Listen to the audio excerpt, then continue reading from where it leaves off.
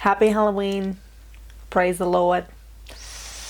Hello. If you are new here, this is a creepy stories from my cult. Creepy story from my cult is a segment I do on my channel. I feel like I'm giving you way too much eye contact. Are you good? Are you okay?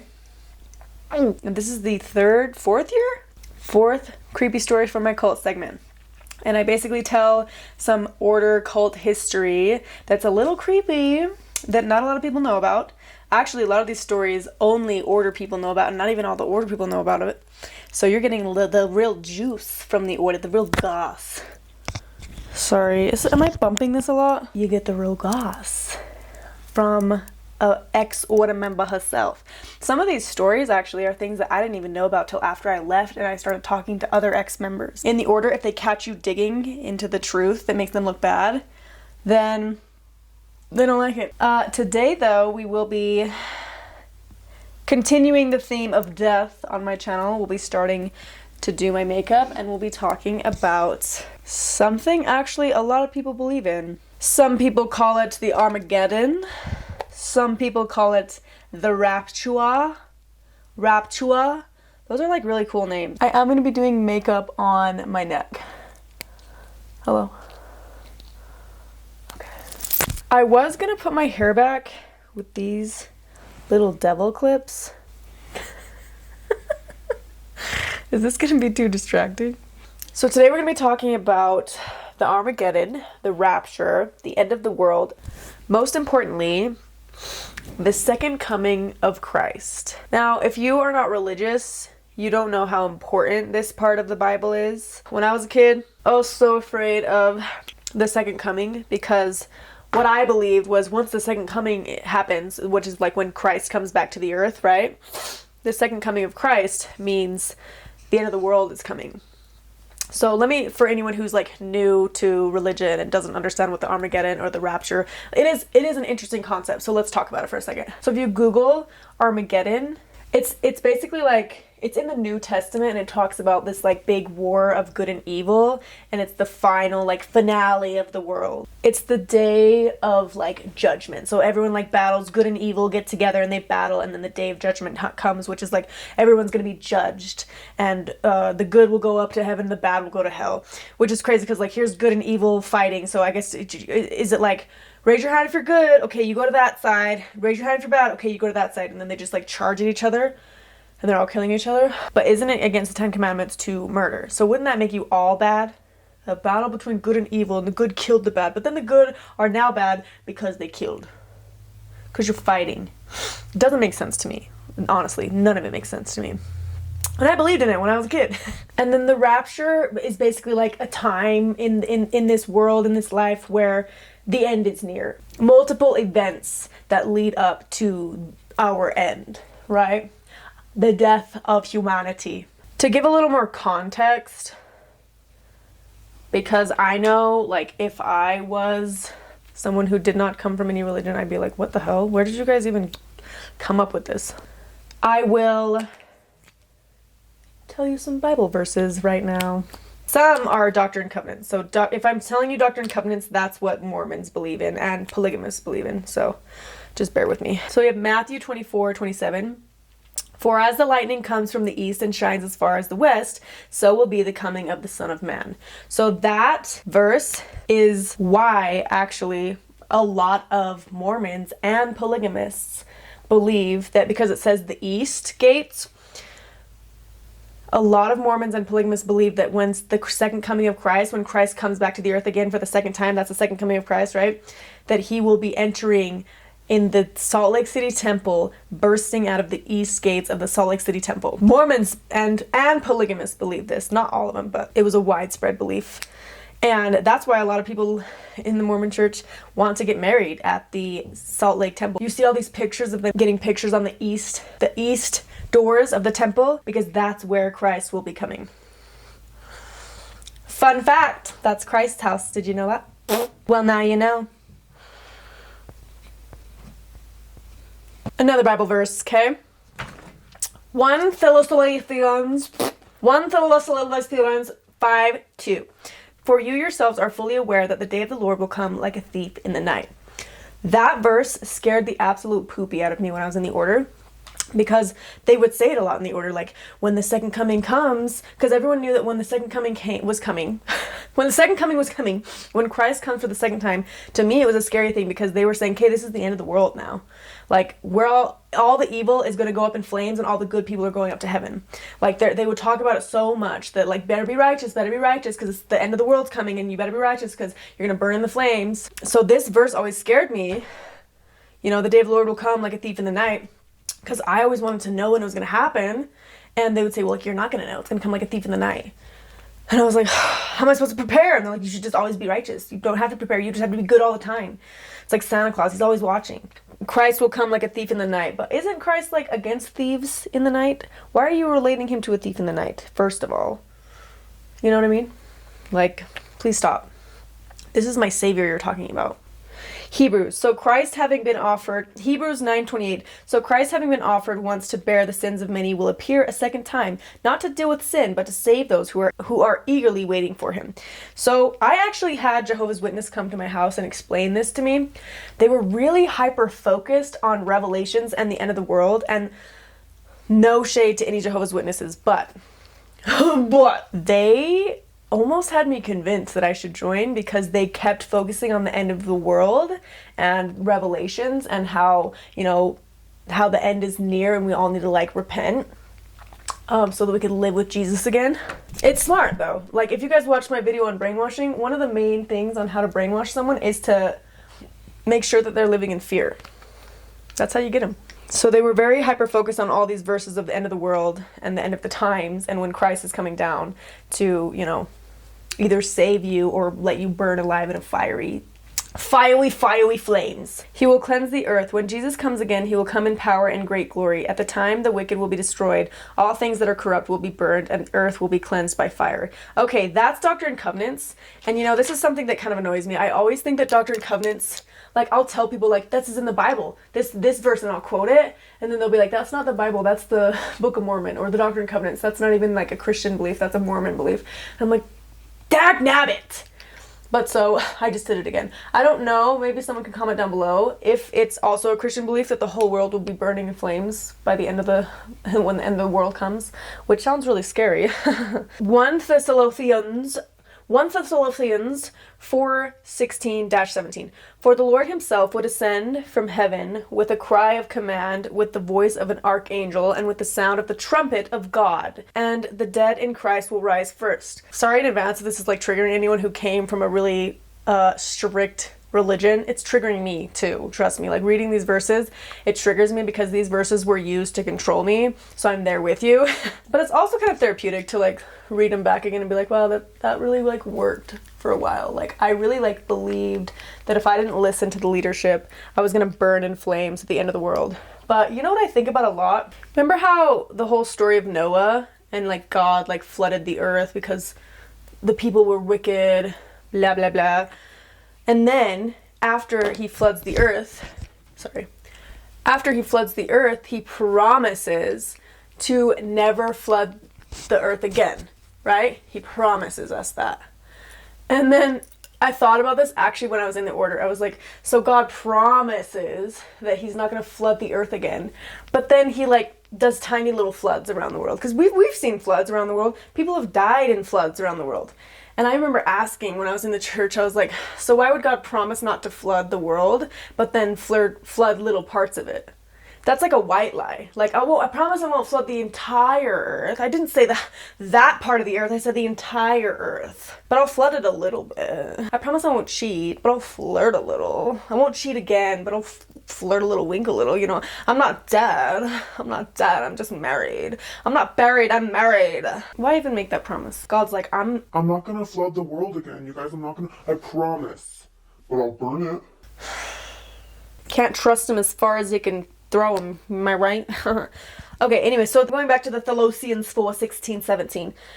They talk about the trumpet, the end of the world coming, and you will hear the sound of the trumpet. The reason why I bring up the trumpet is, in Utah, when there was the 5.7 earthquake that happened, it freaked people out because again, a natural disaster, right? The end is near because God, God said that there's going to be leading up events that point to the second coming of Christ. So people were so scared. Religious people in Utah were scared that this was a sign that the second coming was coming. The 5.7 earthquake and the trumpet that Moroni holds, the trumpet that Moroni holds on the top of the temple in Salt Lake that Jesus is going to return in, the trumpet had fallen because of the earthquake. People were legit, like religious people, Mormon people were like, oh my gosh darn it, heck. To a lot of people, it's not that big of a deal, and it's not even something that they believe in. If you Google how many people are going to heaven, you will see 144,000. Well, there's 12,000 and 144,000, and there's like this hypothetical like belief of that those are the chosen ones. And there's this whole theory behind that number that Jehovah's Witnesses believe, like the 144,000. Not all of them, some of them. I've heard Jehovah's Witnesses talking about the 144,000 are the ones that will walk with Christ again. There's also a theory in the order that's where the numbered men are. Because if you are new to my channel, I'll explain. Numbered men in the order, they get numbered. Basically, like when they like Brother Paul decides that they're worthy enough, then he awards them a number, and it's counting up. And people believe that it's their ticket to heaven in the order, and some people believe that they're counting all the way up to 144,000. So like my dad's number is 36, the leader right now is number 9. The leader we will be talking about, the original leader of the order, the starter of the order, he was number 1, Brother Elden. Elden Kingston, he is the starter of the order, so his number was 1. He was born October 10th, 1909 in Idaho Falls. He started the order, but at the time it was the Davis County Co-op. He was the founder of the Davis County Co-op in 1935. It originally wasn't really a religion. He actually accepted people of all religions to join. And the numbering system that I told you nowadays is like a brownie point system. Like, let's see all the stuff you can do for the work of the Lord to get a number. Give me all your money. Give me all your property. Give me all your daughters, and maybe I'll give you a number. It wasn't always like that. When Elden was the leader, he was number 1 because he was the starter of the order, and each person that joined got a number. And back at this time, I've been hearing a lot that they weren't doing the incest like they do now today. Like today, you'll see members marrying half siblings, you'll see them marrying nieces. So Elden starts the order. He lets anyone join that's willing to contribute. It was more of a co-op, it was a co-op society, Davis County Co-op. You get the idea. Now, in Elden's lifetime, he really did dedicate a lot to the order, to the work of the Lord, right? People even in the order today say that Elden really was such an amazing man. Like, if I heard stories, like if you walked in the room with Elden, you just became overwhelmed and overcome by the Spirit of the Lord. He just had so much righteousness in him, you know what I mean? He was a very good boy. And like I said, people thought he was very righteous. If Satan was in the same room as him, he would just die. He would just kill over. Elden had 5 wives in his lifetime. So Elden did live polygamy. It's interesting because a lot of people say that Elden let all religions join, but he obviously was Mormon and stopped being Mormon because they stopped living polygamy, and he did have 5 wives. Elden had 5 wives in his lifetime. 6 if you include the one that got married to him after his death.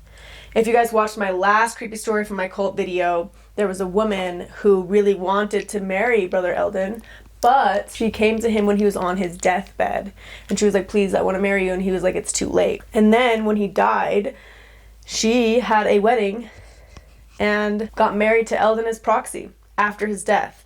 And now, I don't know if Elden agreed to that, or if it was something that she just did on her own. She just you will marry me, Elden. So the wife number 6 actually married Ortell. Ortell stood as proxy for Elden. So technically, she was married to Elden.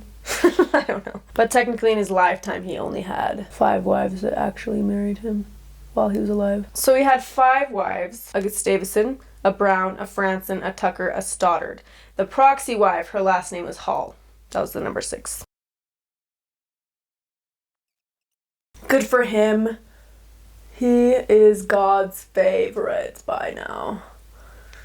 The sad thing is, though, his reign comes to an end actually quite sudden. Elden died at the age of 38. Okay, this is going to take some focus, okay? So please don't Don't bother me for a second.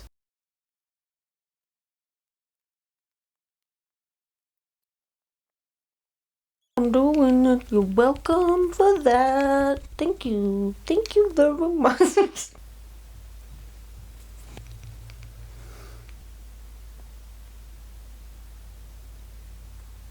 Oh, I don't know if I can do this backwards. No.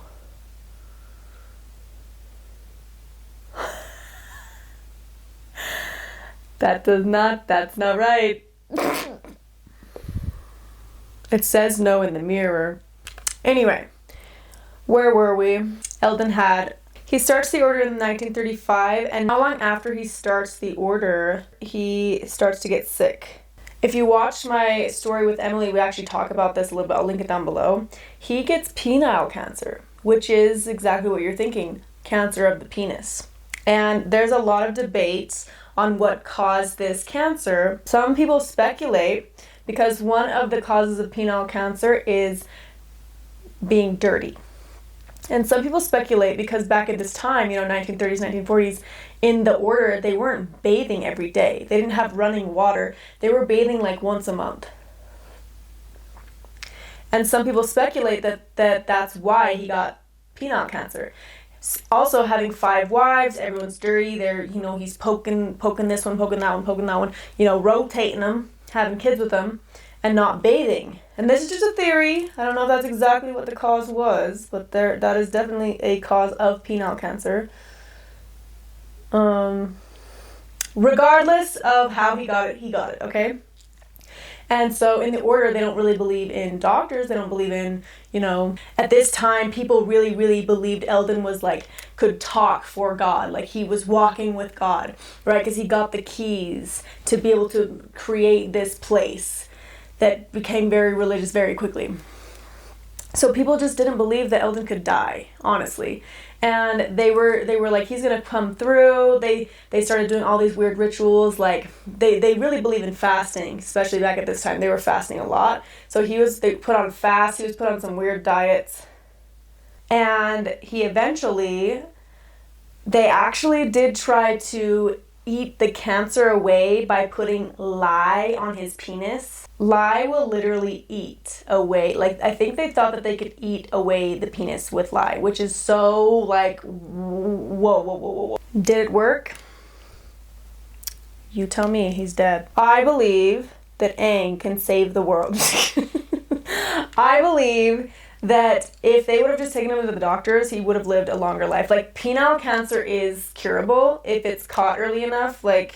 That's just my belief. If they would have just believed in modern medicine and let him go to the doctor and not been oh, he will prevail, you know what I mean? He wouldn't have died in his 30s. But just my opinion, okay? So he's slowly deteriorating, and people really did not believe he was going to die. But right before he died, there was a quote from someone who was around Elden at the time. And the quote was, "My body is very cold. Please keep my body warm." And so they did try to keep his body warm, but he dies. Everyone's in shock though. They're like, how did this man die? This is God's chosen man. How is he even deceased right now? I cannot believe this. This isn't real. So they proceed to believe that he's not dead. They believe that Elden is going to be resurrected. Yeah, like Christ. Remember how Christ, after 3 days, he was risen again? That's the story of Christ. So they believe that Elden is the new Christ. Elden is the second coming. They thought that in 3 days, Elden was going to come back, and it was the time of the end of the time. The revelations were coming together, the Armageddon, the rapture. It's happening right now, you guys. So what did they do with the body? What did they do with Elden's body? I've heard multiple stories. Some people say that they put it in a closet, and some say that they put it in a bathtub. A lot of sources actually said, and some people where it's passed down with witnesses down generations, they put Elden's deceased body into a tub and filled it with ice. Now, This was July, and it was hot. So if you can imagine keeping a body for 3 days in your tub in July, it might stink a little. Just a little. It might be a little stanky. They were like, not to worry, he will be back. Did he agree to that? Did Elden agree to be put in the tub? Did Elden tell them he will be back? Or did the people just believe that he was going to come back? I don't know. Don't ask me, I wasn't there. You won't be seeing me putting anyone in the tub, okay? It's kind of ironic to think, though, like, he didn't, he didn't take baths. He spent a little time in the bath, and then the end of his life, he got the ultimate bath for 3 days. It's kind of interesting. A little ironic also, like, that he got penile cancer. All of it's just a weird. All of it's just a little. So as you can imagine, after the 3 days passed, Elden did not come back. He was still dead. So this story is not known amongst a lot of order members because it's a little embarrassing. Like there's so many stories in all these weird polygamous cults and in other cults and religions that they just don't think that, like, they think that if it's God's chosen person that they're not going to die, or they're going to be resurrected, or they're going to be saved, or they have these like special powers. But that just wasn't the case for this one. I'm honestly not sure if they just, like, maybe back in the day it wasn't that big of a deal to have a decaying body in the tub for 3 days, and then they just call the police and be like, hey, this body's here. Like, I don't know how that conversation went. Were they like, oh yeah, we didn't notice he was dead? Or was it like, oh, do you think that they actually like explained to the police officer, like, oh, we thought that he was gonna come back? I don't know. Can you get like in trouble for keeping a body in your house for 3 days? I feel like you could, but maybe back in the day it wasn't that big of a deal. They're just like, oh, cool, we'll get him out of here. I wonder, I don't know. There is a quote though, there's a story that I heard that's basically the person that heard Elden saying, I'm cold, keep my body warm. The person felt guilt because they decided to put ice on the body, and they thought that, wow, we shouldn't have put ice on the body because he would have came back if we didn't put ice on the body. They really thought that like the magic spell or the second coming required no ice. And because they put the ice in it, they had this excruciating amount of guilt that's why that Elden wasn't resurrected, was because they didn't keep him warm like his last words. Sorry, I keep being like, because it's way too hard for me to take that seriously, and it was my own family that did that, and it's really weird. It's like embarrassing a little bit. But that's the story of the resurrection of Elden that never happened. I would love to hear your guys' comments and like opinions on the second coming and what you were raised upon with that. If it was a big thing in your family, the second coming, the revelations, the Armageddon, or if that really is just a big thing. I'm so curious if that's just a big thing in like Mormonism and polygamy. I'm not so sure. It was such a huge thing for us though. Like, I am kind of shocked at how big of a deal it was for us. And I still to this day get nightmares of like the end of the world because of how much they really like pressed that belief system on us, because I think it was just an easier way to control, placing fear in someone. Anyway, I'm also curious if they're going to do the same thing to Paul. Like, when Paul dies, is there going to be some crazy shizo that happens with it? I don't know. Anyways, I hope you guys enjoyed this creepy story from my cults. If you did not already guess, I am a Ouija board. It was supposed to say Ouija right there, but I messed up. I kind of forgot that part, but Ouija board. Merry Christmas! I hope you have a very spooky dooky Halloween and a great rest of your week. I'll see you on Sunday. Bye!